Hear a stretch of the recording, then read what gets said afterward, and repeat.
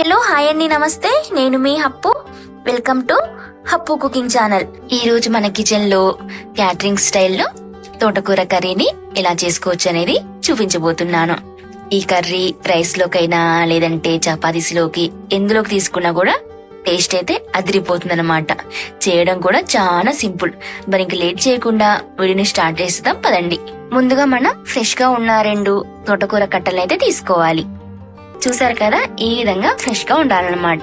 ఇప్పుడు మనం వీటిని అయితే కట్ చేసుకుందాం. చూసారు కదా, ఈ విధంగా మరీ పెద్ద కాకుండా అలాగని చిన్న కాకుండా ఈ విధంగా మీడియం సైజ్ లో కట్ చేసుకొని బాగా శుభ్రంగా కడిగేసుకొని పక్కనైతే పెట్టేసుకోవాలి. ఇప్పుడు ఒక మిక్సీ జార్ తీసుకొని ఇందులోనే ఒక 5-6 వరకు పచ్చిమిరపకాయలు అయితే తీసుకోండి. కారం కొంచెం తక్కువ తినే వాళ్ళైతే ఒక 3-4 తీసుకుంటే సరిపోతుంది. ఇప్పుడు ఇందులోనే 1 టీ స్పూన్ జీలకర్రని, అలాగే 1 ఇంచ్ అల్లంని, అలాగే ఒక 5-6 వరకు ఎల్లిపాయని కూడా తీసుకోవాలి. ఇప్పుడు ఈ మొత్తాన్ని కూడా కోర్స్ గా గ్రైండ్ చేసుకుందాం. చూసారు కదా, ఈ విధంగా కోర్స్ గా గ్రైండ్ చేసి పక్కనైతే పెట్టేసుకుందాం.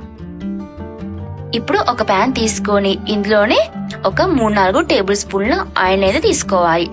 ఆయిల్ కొంచెం హీట్ అయిన తర్వాత ఇప్పుడు ఇందులోనే ముందుగానే కట్ చేసి పక్కన పెట్టేసుకున్న 2 మీడియం సైజ్ గల ఉల్లిపాయల్ని ఇందులో అయితే వేసుకోవాలి. ఇప్పుడు మంటని మీడియం ఫ్లేమ్ లో పెట్టేసుకొని ఒక 2-3 నిమిషాల పాటు ఈ ఉల్లిపాయల్ని మెత్తగా మగ్గనివ్వాలి.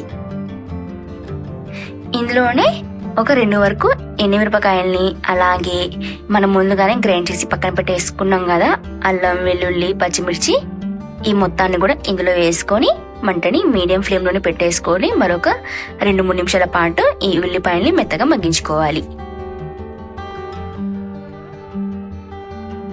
ఒక 2-3 నిమిషాల తర్వాత ఉల్లిపాయల్ని మొత్తాన్ని కూడా కలిపేసుకోవాలి.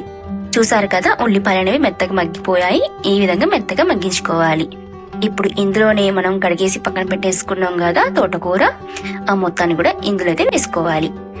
ఈ ఆకుకూరల్లో మనకి హెల్త్ బెనిఫిట్స్ చాలా ఉంటాయి కాబట్టి వీలైనంత వరకు ఆకుకూరలు తినడానికి ట్రై చేయండి. అలాగే ఈ సమ్మర్ లో కొంచెం చికెన్ మటన్లు పక్కన పెట్టేసుకొని వీలైనంత వరకు ఈ ఆకుకూరలు తినడానికి ట్రై చేయండి. తోటకూర మొత్తం వేసుకున్న తర్వాత ఒక 2 నిమిషాల పాటు మూత పెట్టేసుకుంటే ఈ విధంగా తోటకూర అనేది కొంచెం మెత్తగా మగ్గిపోతుంది అనమాట. ఇప్పుడు ఈ మిశ్రమాన్ని మొత్తాన్ని కూడా కలిపేసుకోవాలి. ఈ విధంగా కలిపేసుకొని ఇప్పుడు ఇందులోనే రుచికి సరిపడేంత ఉప్పుని, అలాగే ఒక 1/2 టీ స్పూన్ వరకు పసుపును కూడా వేసుకోవాలి.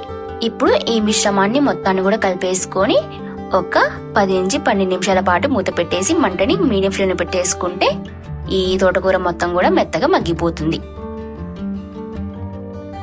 ఒక 10-12 నిమిషాల తర్వాత ఒకసారి మూత తీసి చూసుకుందాం తోటకూర మెత్తగా మగ్గిందో లేదో అనేది. చూసారు కదా, నీళ్లు మొత్తం ఇంకిపోయి నూనె ఎలా పైకి తేలిందో ఈ విధంగా తేలితే మనకి తోటకూర అనేది మెత్తగా మగ్గిపోయినట్టే.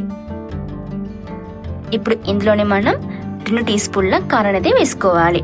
కారం కొంచెం తక్కువ తినే వాళ్ళైతే ఒక 1.5 టీ స్పూన్ వేసుకుంటే సరిపోతుంది. ఇప్పుడు ఈ మిశ్రమాన్ని మొత్తాన్ని కూడా కలిపేసుకోవాలి. ఈ విధంగా కలిపేసుకొని ఒక 2-3 నిమిషాల తర్వాత స్టవ్ అయితే ఆఫ్ చేసుకోవడమే.